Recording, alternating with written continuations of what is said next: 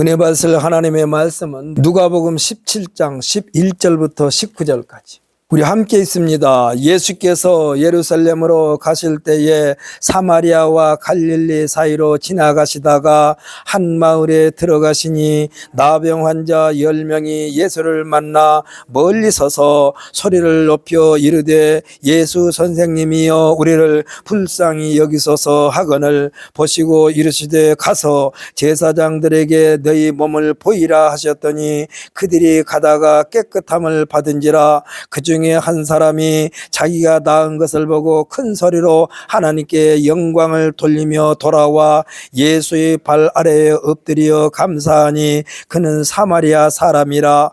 예수께서 대답하여 이르시되 10사람이 다 깨끗함을 받지 아니하였느냐? 그 9은 어디 있느냐? 이 이방인 외에는 하나님께 영광을 돌리러 돌아온 자가 없느냐 하시고 그에게 이르시되 일어나 가라, 내 믿음이 너를 구원하였느니라 하시더라. 아멘. 할렐루야. 우리 한번 선포합시다. 예수님은 내 인생의 주인입니다. 아멘. 할렐루야. 그러려면 이제는 우리는 주인님이 우리의 주인이니까 우리는 주님의 종으로 살아가는 것이 마땅한 줄 믿으시기를 바랍니다. 저는 오늘 본 말씀 누가복음 17장 11절로 19절 말씀을 가지고 우리 예수님을 만나면 원상복구됩니다라는 제목으로 은혜 받는 시간 되시기를 원합니다. 아멘. 할렐루야. 우리 한번 선포합시다. 나는 이 시간에 원상복구됩니다. 할렐루야. 우리들이 일상생활을 하면서 종종 쓰는 말 중에 이런 말이 있죠. 멀쩡해졌네 라는 말을 하기도 하고 또한 듣기도 합니다. 이와 같은 말은요, 이전의 생생한 모습, 예쁜 모습, 멋있는 모습, 건강한 모습을 기억하면서 하는 말이라고 할 수가 있습니다. 비단 사람뿐만 아니라 모든 사물을 대하면서도 사용하는 말입니다. 옛 모습을 회복했을 때 쓰는 말입니다. 건강해졌을 때 건강했었는데 질병으로 말미암아 너무나도 야위었었는데 몰라보게 좋아졌고 건강을 되찾았을 때, 또는 기계가 됐던 전자제품을 완벽하게 잘 고쳐졌을 때 멀쩡해졌네라는 말을 합니다. 아니면은 아무렇지도 않은데 아프다고 고장났다고 떼거지를 부리면서 사람들 앞에서 양양대는 사람들에게 뭐라고 말합니까? 멀쩡한데 어지간히 엄살 부린다. 멀쩡한데 어지간히 부린다. 저는 이게 좋게 말했죠. 멀쩡한데 어지간히 지랄 떠고 자빠졌네 그래요. 멀쩡한데. 이런 말로 반박하기도 합니다. 오늘 본문에 등장한 나병 환자, 사랑하는 성도 여러분, 나병 환자 하라는 단어가 우리에게 주는 감정은 어떤 감정입니까? 혐오스러운 감정입니다. 접근하기 싫은 감정입니다. 다시 만나고 싶지 않는 상대입니다. 어떠한 소통도 거부하고픈 상대입니다. 만난다면 곧바로 나에게도 전염되지 않을까 하는 두려움의 상대로 인식하게 됩니다. 여러분, 제가요, 이 나병 환자의 모습과 똑같은 식물이 있어요. 어떤 것인지 압니까? 고추가 탄저병에 걸리면 꽉 나병 환자하고 똑같아. 멀쩡한데요. 고추가 멀쩡한데 탄저병에 걸리면 그 병 걸린 자리를 비롯해서 점점 흉측하게 변하는 게 흉측하게 변해요. 나병이란 병이 그런 병입니다. 오늘 본문에는요, 나병 환자라고 나옵니다만은 이전에 성경에는 뭐라고 그러냐? 문둥병 환자라고 그랬어요. 문둥병 환자. 그래서 옛날에 저 어렸을 때 시골에서 놀면서 애들을 놀리려면 뭐라고 하는지 아십니까? 저 문둥이 온다고 그래. 그러면 애들이 다 뿔뿔이 흩어져 버려. 이제는 나병 환자, 문둥병 환자라고 부르지 않고 한센시 병이라고 부릅니다. 왜 그러느냐? 이는 1871년 노르웨이 사람이면서 의사였던 게르하르 아르메 우에르 한센이라는 사람이 이 병용균을 발견함으로써 치료할 수 있는 길을 열게 했기 때문에 그 이름을 따서 한센시 병이라고 부르게 된 것입니다. 우리들이 주의할 이 한센병에 대한 인식입니다. 이 병은요, 전혀 전염되지 않는다고 합니다. 그 사람에게서 병이 나오자마자 곧바로 나한테 오기 전에 죽어버린대요. 그래서 절대로 두려움의 대상이 아니야. 코로나 독감보다도 가벼운 질병입니다. 코로나 독감은 우리가 나한테 못 오기 위해서 마스크를 쓰지 않습니까? 근데 이 나병 환자를 만났을 때는 이 마스크 쓸 필요도 없어요. 전염이 안 돼요. 일부러 그가 병 걸린 곳에 우리 피부를 갖다가 비벼대기 전에는 전염이 안 돼요. 그래서 누구에게나 걸릴 수 있는 질병이라고도 합니다. 초기에 치료하면 아무렇지도 않다는 거예요. 여러분, 누구나 걸릴 수 있는 병이 나병이요. 스스로 발생한대요. 그래서 지금은요, 병원에 가서 치료하게 되면 피부과에 가게 되면 이 사람이 나병이 걸렸는지 아닌지 금방 알아요. 그러니까 이제 의사들이 기분 나빠할까 봐서 나병이란 말은 안 해. 한센스 병이라도 안 해. 그냥 피부병입니다 하면서 그냥 본인에게 가볍게 여기라고 그냥 약 치료하면 금방 나서버리는 게 나병이에요.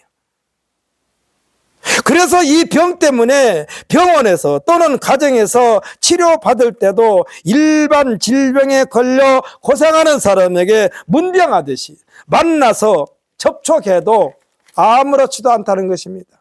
이 한센병에 걸려가지고 치료하지 않으면은 마치 화상을 입어가지고 흉터가 생긴 것처럼 흉측하기 때문에 치료가 불가능한 것처럼 인식이 됐던 것입니다. 당시의 사회 통념상 사람들이 접근을 막기 위하여 부정하다를 그들 스스로 위추고 다니게끔 했어요. 그러니까 나병 환자 자신이 나는 부정하다 하면서 다니겠어요. 왜? 사람들의 접근을 막기 위하여. 행여라도 전염될까 봐서. 근데 사실은 전염이 안 돼요. 자신들의 입을 통하여 마치 나팔을 불듯이 자신들의 위치를 스스로 나타내 보였던 것입니다. 그러니까 흔히 하는 말로 나 지금 나병 걸려가지고 여기로 길을 가는데 여러분하고 부딪히기 싫으면은 스스로 피하세요 하면서 부정하다를 위치고 다녔던 거예요. 일반 사람들과 어울릴 수도 없었어요. 이는 누구에게 왕따를 당하는 것이 아니라 자신들 스스로 격리를 자청한 것입니다. 우리나라도 보면요, 각 지역마다 나병 환자촌이 있었어요. 나병 환자촌. 제가 살고 있는 남원에도 있어요. 그런데 참 기가 막히죠. 나병 환자촌에서 나온 달걀이나 닭이나 돼지고기는 참 맛있어요. 왜냐하면 그들은요, 그걸 정성껏 키워요. 닭도 정성껏 키우고 거기서 나온 달걀도 아주 충실해요. 돼지고기도 참 맛있어요.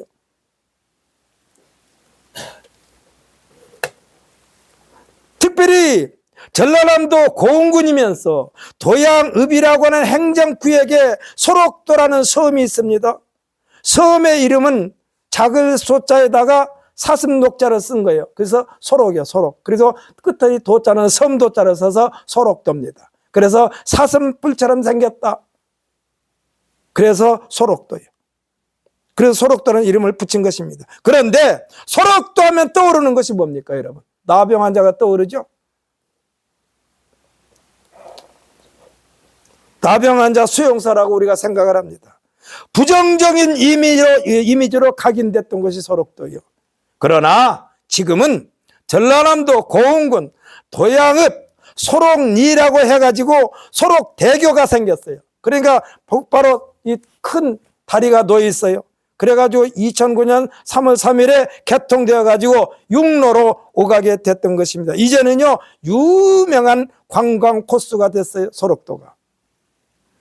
일제강점기에 나병 환자들을 1916년부터 격리 수용하면서 강제로 그들의 인권을 짓밟기도 했습니다. 여자가 나병에 걸리면은 아기를 못 낳게 수술을 해버렸어요. 아기 낳아도 괜찮은데 전혀 아기한테는 나병이 안 걸릴 만큼. 남자가 이 병에 걸리면은 남자 구실을 못하게 수술해버렸어요. 그리고 또 강제로. 얼마나 고통스럽겠습니까? 얼마나 자존심이 상했겠습니까? 여자가 여자 역할을 못해요? 남자가 남자 역할을 못하게 만들어버렸어요. 소록도를 거점으로 해서 사람들에게 외면당하면서 살았던 이들에게 외국 선교사들이 이곳에 들어오면서 이미지 변신을 하게 된 것입니다. 지금은 수많은 사람들이 찾은 관광 명소가 됐다니까요. 이름 그대로 사슴이 연상되는 소록도가 된 거예요. 누가 이렇게 바꾸어 놓았나요? 하나님의 사람들, 선교사가 그렇게 바꾸어 놓았습니다. 할렐루야. 목사님들이 그렇게 바꿔 놓았습니다. 그리고 이들을 통해서 하나님을 영접한 성도들이 그렇게 바꿔 놓은 거예요. 하나님의 사랑이 스며들면, 사랑하는 성도 여러분, 하나님의 사랑이 스며들면 저주의 땅으로 여겼던 그 땅, 그 섬이 사슴 향기가 넘치는 소록도의 본 모습으로 변화시킨 줄 믿으시기를 바랍니다. 오늘 본문에 나오는 한센스병에 걸린 사람들, 인고의 삶을 살면서 그 옛날 자신의 예쁜 모습, 잘생긴 모습, 멋있는 모습, 자신들의 모습을 생각하며 좌절과 절망의 한숨을 쉴 때 그들에게 그리스도이신 예수님께서 그들을 찾아가신 것입니다. 할렐루야. 예수님을 초청하지 않았어요. 예수님이 찾아가셨어요. 그들이 살고 있는 곳으로 찾아가신 것입니다. 복음은 중환자에게 응급조치와 같이 살 소망을 주는 약 중의 약이라고 할 수가 있습니다. 믿으십니까? 복음이 이러한 능력이 있어요. 그래서 여러분들께서 밤낮으로 하나님의 말씀을 묵상하라고 그런 거예요. 왜? 약 중의 약이라니까. 그래서 구약 신약 합쳐서 66권인데 여러분 한약을 몇 첩을 먹습니까? 그건 몰라 나는. 그러나 구약과 신약 약을 66첩을 매일매일 드십시오.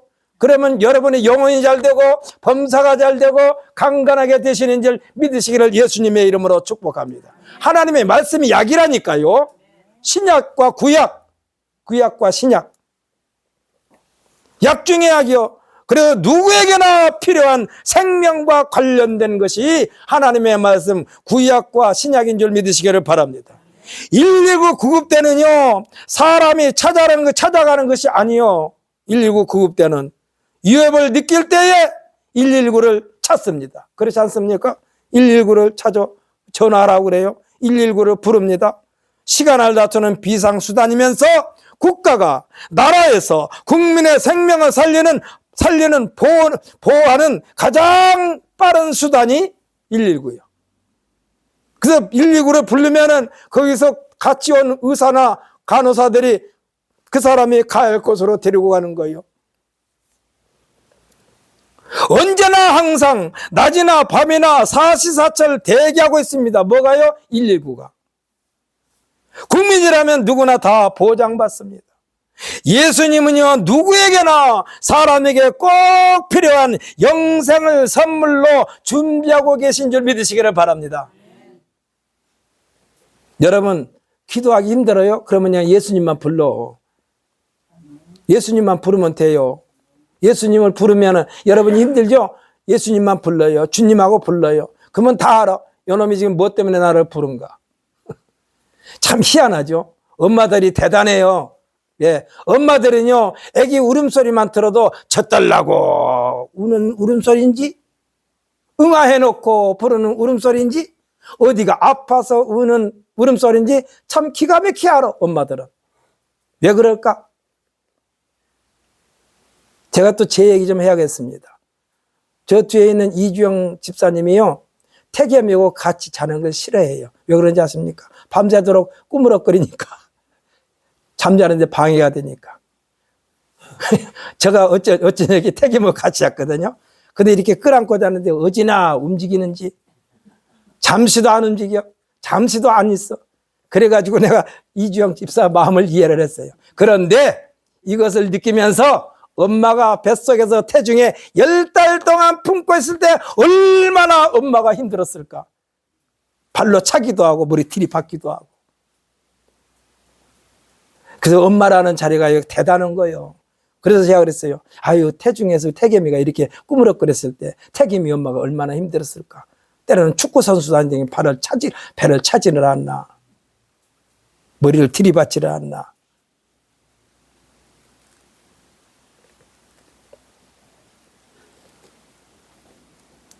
제가 왜 이런 얘기를 하느냐?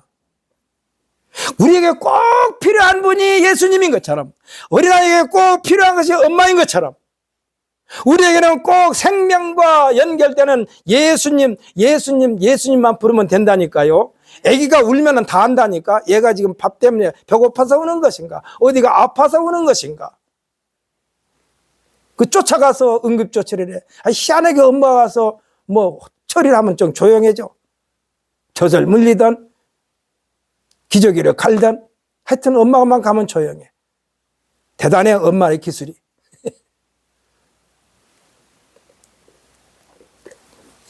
그래서 예수님은 꼭 필요했어요. 그래서 찾아가셨습니다. 예수님께서 초대교회 사도들에게도 찾아가게 하셨어요. 뭐라고 그랬습니까? 마태복음 20장 끝부분에서 너희는 모든 족속으로 제자를 삼아, 아버지와 아들과 성령의 이름으로 침례를 베풀고 내가 너에게 분부한 것을 가르쳐 지키게 하라 그랬어요. 가라고 그랬어요. 가라고. 찾아가게 했었어요. 자신의 의지가 아니라 하나님께서 약속하신 것을 받을 때까지 기다리라고 했어요. 또 그것이 사도행전에 나옵니다. 그 약속하신 것에 힘입어 행하는 것입니다. 그 약속하신 것이 하나님의 능력이요 권능인 성령의 권능인 줄 믿으시기를 바랍니다. 우리가요 운전면허 시험장에서 시험에 합격했다고 해서 그 자리에서 곧바로 운전대를 잡도록 허락하지 않습니다. 그냥 운전하면 불법이요. 뭐가 있어야만 됩니까? 예? 크게 말해요. 누가 말했어요? 오태겸이 있다니까 봉투 하나 줄게요. 액수가 얼마인지는 몰라. 운전면허증이 있어야 운전을 하는 거예요. 그거 없으면 안 돼요. 왜일까요? 면허증을 받지 않고 하면 무면허 운전이 됩니다. 합법적인 운전은 면허증을 소유해야만 됩니다.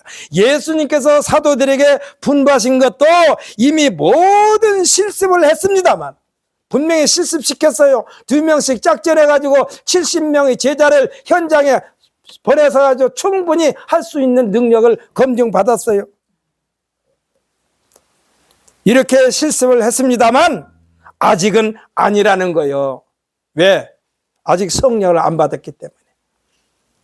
사도행전 1장 4절에서 사도와 함께 모이사 그들에게 분부하여 이르시되 예루살렘을 떠나지 말고 내게서 들은 바 아버지께서 약속하신 것을 기다리라. 요한은 물로 침례를 베풀었으나 너희는 몇 날이 못되어 성령으로 침례를 받으리라 하셨느니라. 아멘 할렐루야.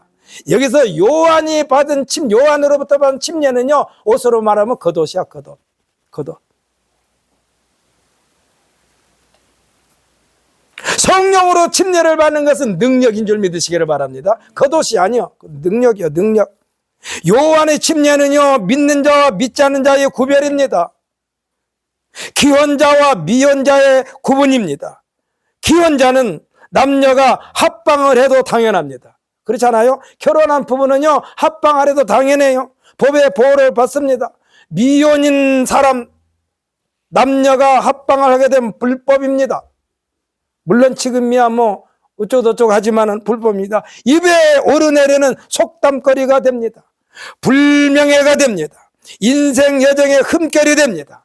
성령 충만함을 받게 되면 그 힘, 그 능력, 하나님께서 함께 하시는 그 권능, 이 권능을 사용하면 사용할수록 그 힘의 가속도가 붙게 있다는 사실을 믿으시기를 바랍니다. 그래서 여러분요, 하나님 은사를 받잖아요. 그건 계속해서 사용해야 돼요.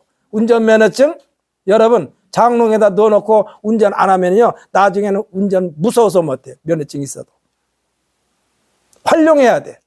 면허증을 계속 활용해야 돼. 하나님의 성령의 능력은 계속해서 활용해야만 합니다. 장롱 속에 있는 면허증 되지 말고 활용하는 면허증이 돼야 한다니까.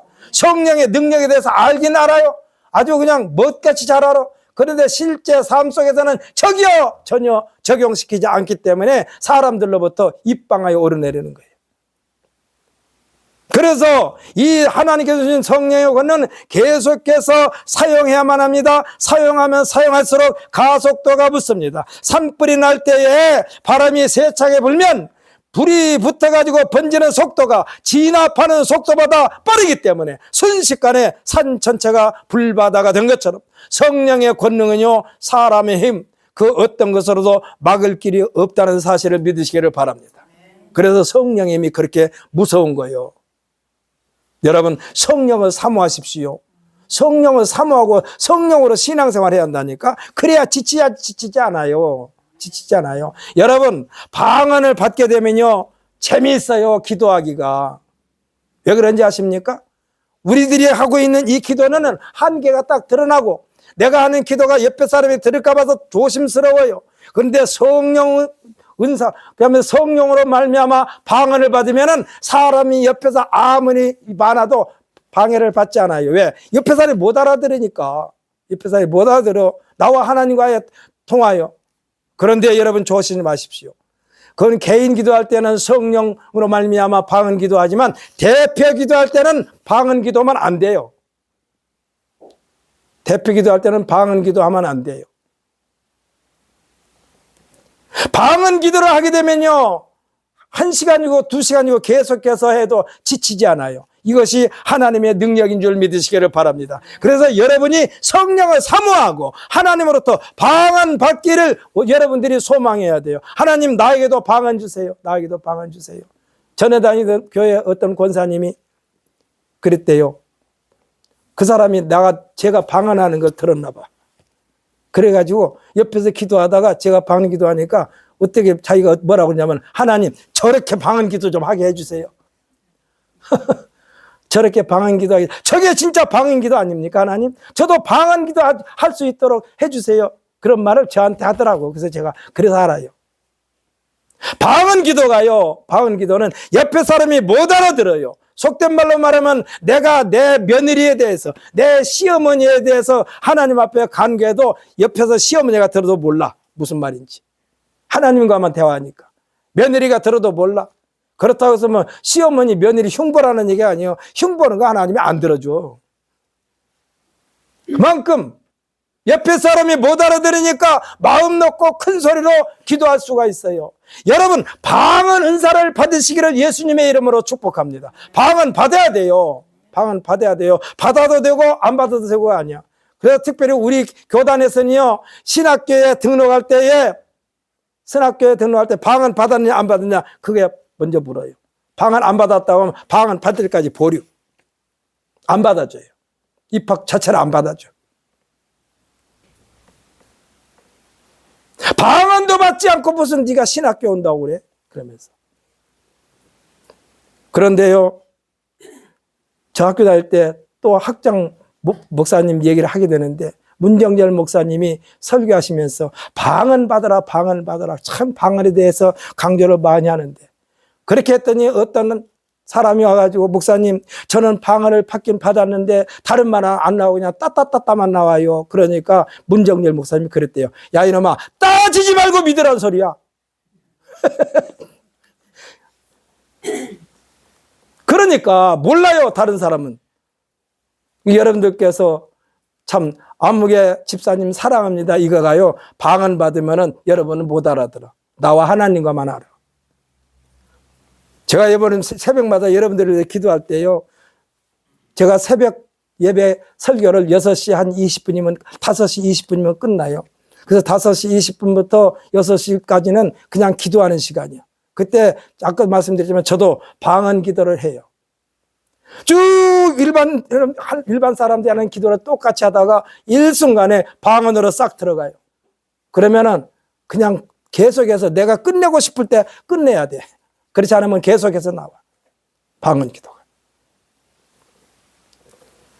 지금 하나님의 힘, 사람의 힘으로는 안 되고 하나님의 능력으로만 가능하기 때문에 예수님께서 사도행전 1장 8절에서 말씀하셔서 뭐라고 하느냐, 오직 성령이 너에게 임하시면 너희가 권능을 받고 이 권능은 하나님의 권능인 줄 믿으시기를 바랍니다.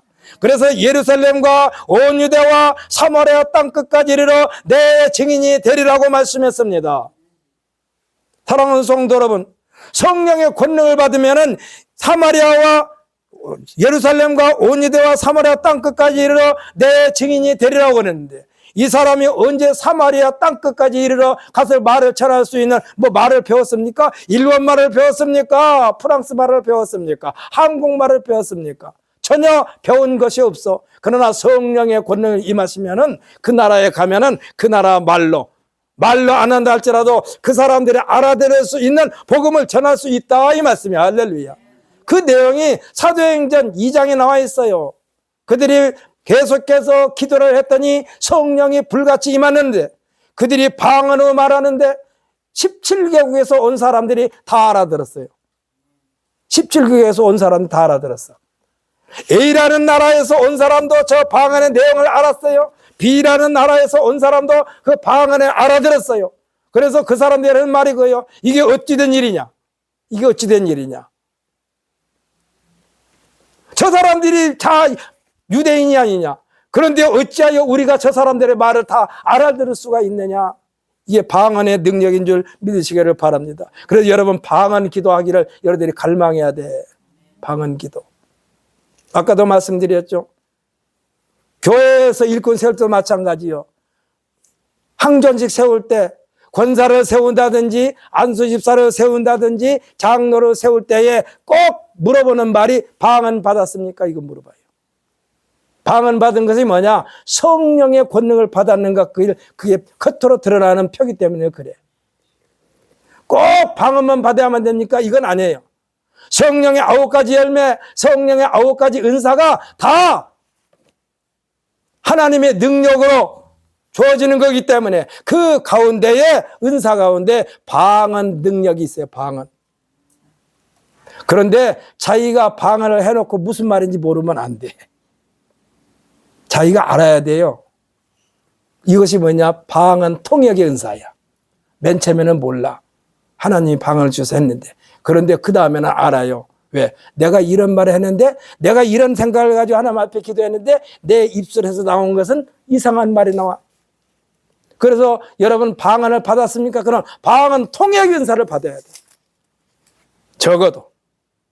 그래서 이 능력은 하나님으로부터 주어지는 능력이요. 그래야만이 땅끝까지 이르러 내 증인이 된다라고 했어요. 무엇을 받을 때? 아버지께서 약속하신 것을 받을 때.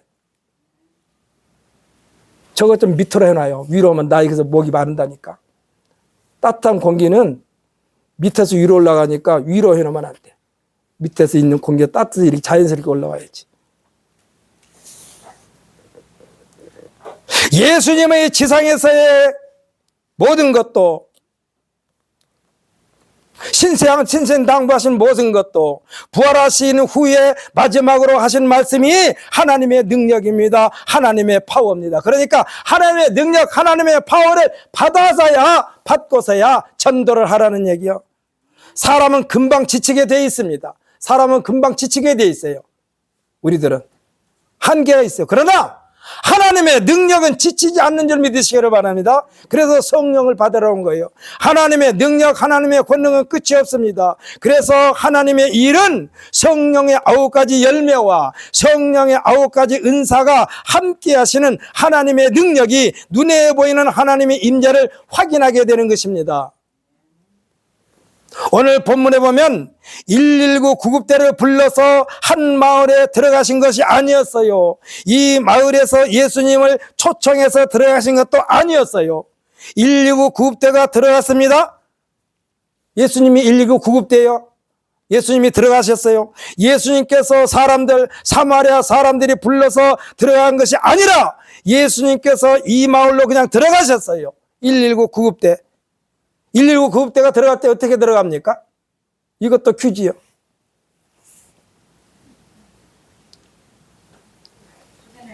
예? 예? 예? 좀 확실히 말해. 사이렌 울리면서 들어가잖아요. 이거는 상품이 없어. 이건 당연한 건데. 불자동차가 지나갈 때 막 울잖아요. 불자동차 막 들어가. 소리 내면서 119 구급대가 비상벨을 울리면서 들어간 것처럼 예수님께서 들어가실 때에 이 동네에 생명의 구원의 바람이 불러줄 줄 믿으시기를 바랍니다. 생명의 바람이 불었어요. 이게 성령의 바람이야. 이때의 소망이라고는 신랄만큼도 없이 전전긍긍하면서 차라리 죽는 것이 낫겠다 했던 사람들, 유일하게 유대인과 사마리아인이 함께 지내고 있던 곳, 이 사람들이 함께 지내고 있었어요. 똑같이 나병에 걸려서 똑같이 나병. 유대인도 나병 걸렸고 사마리아 사람도 나병이 걸렸어요. 평상시 같으면 상종도 하지 않던 유대인들이 어쩔 수 없이 자기 자신도 이와 같은 병이 걸리니까 사마리아 사람과 함께 있었어요. 그러니까 한센병에 걸린 10명의 사람들이 있는 힘을 다하여 예수 선생님이여 하고 불렀던 것입니다. 이들도 복음의 실체이신 예수님에 대한 소문을 알고 있었던 거예요. 사람들이 건강할 때야 유대인이다 사마리아인이다 하여 차별을 두었지만, 나병이 걸린 상태, 한센병이 걸린 상태, 문둥병이 걸린 상태는요 유유상종했습니다. 왜? 똑같은 병이 걸리니까 옛날에는 너 사마리아 사람이 막 우리 배우지 마. 그런데 지금 유대인이 똑같은 병이 걸려가지고 그런 말 할 처지가 아니에요.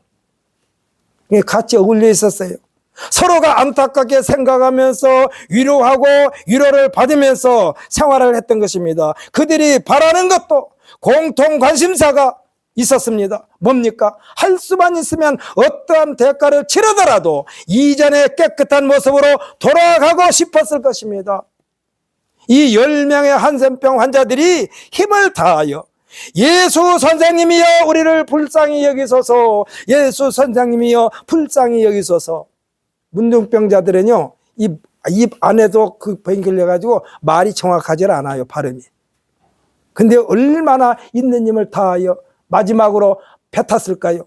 예수 선생님이여 불쌍히 여기소서 하면서 예수님의 얼굴이 자신들에게로 돌리시기를 기다리고 있었을 것입니다. 오늘 본문에서는 불쌍히 여기소서라고 그랬는데, 이전에 개역성경에서는 뭐라고 그러냐? 궁일이 여기소서 그래서 궁일이 여기소서. 그래서 제가 궁일이와 불쌍히가 어떤 차이가 있는가를 찾아보았습니다. 그랬더니 궁일이는 어떤 뜻이냐? 불쌍하고 가련한 사람의 비참한 상태를 깊이 여겨 그를 돕고 구원하려는 마음과 행동이라고 그랬어요. 남의 아픔을 마치 자신의 아픔처럼 느끼는 마음이라고 그랬어요. 이것이 궁일이 여기는 마음이요. 적극적인 행동으로서 단순히 가엾게만 여기는 것이 아니라 이것을 뛰어넘어 현재 상황을 해결해 주려는 구체적인 도움이나 은혜라고 그랬습니다. 이와 같은 마음을 가지고 우리에게 오신 분이 예수 그리스도인 줄 믿으시기를 바랍니다. 우리가 종종 사회적으로 큰 이슈가 된 뉴스를 접할 때가 있지 않습니까? 위험에 처해 있는 사람을 자신의 생명의 위협을 감수하면서까지 뛰어들어가서 선행을 행하는 사람의 이야기는 곧 이 심성이 깨끗하고 긍휼히 여기는 마음을 소유하고 있기 때문에 그렇게 되는 거예요. 그냥 불쌍히 여기고만 있는 이것 가지고는 그거 들어가지 못해요. 생각해 보십시오. 우리나라 사람 김수현입니까? 일본에서 그때 일본 사람 구하고 자기 죽은 사람. 우리들이 보통 일본 사람 하게 되면은 우리가 좀 멀리하고 싶은 사람을 생각하지 않았어요. 그런데 이 김수현, 제가 이름을 지금 정확히 알고 있는 모르는데 김수현이라고 하는 사람이 일본 유학생이잖아요. 그가 지하철역에서 일본 사람이 빠졌어요, 밑으로. 그러니까 지금 열차가 저기서 오고 있는데 이 김수현 학생이 뛰어들어가서 그 일본 사람을 구하고 자기는 그냥 전철에 깔려 죽어버렸어. 이것이 긍휼히 여기는 마음이 없이는 불가능해요. 그냥 불쌍해. 아이고, 이걸로 끝나는 거야, 일반 사람 같으면. 그렇지 않겠어요? 어떻게 뛰어들어가지고 열차가 들어오고 있는데.